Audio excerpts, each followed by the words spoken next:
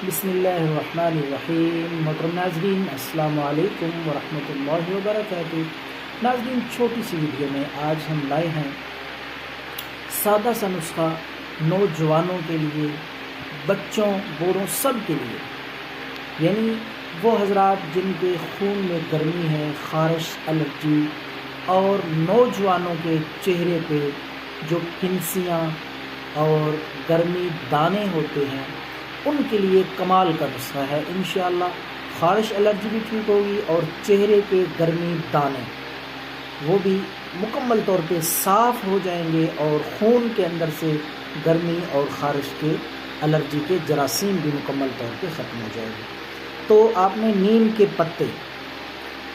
کے پتے آپ نے لینے ہیں 30 گرام۔ دوسری چیز ہے سونف آپ نے 30 گرام۔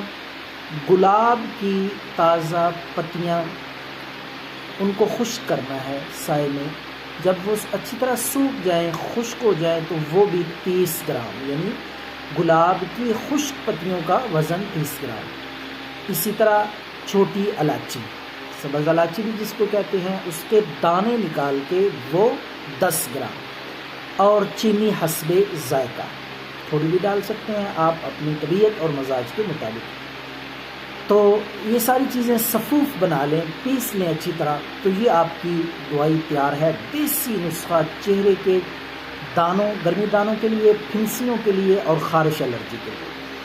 تو اس کی خوراک اور مقدار ہے آدھا چمچ بڑوں کے لیے صبح تازہ پانی کے ساتھ، اور آدھا چمچ شام کو تازہ پانی کے ساتھ۔ چند دن کے استعمال سے انشاءاللہ العزیز خارش، الرجی اور خون میں گرمی اور الرجی کے جراثیم ختم ہو جائیں گے، چہرے کے کیل، پھنسیاں، گرمی دانے وہ بھی انشاءاللہ مکمل طور پہ ختم ہو جائیں گے۔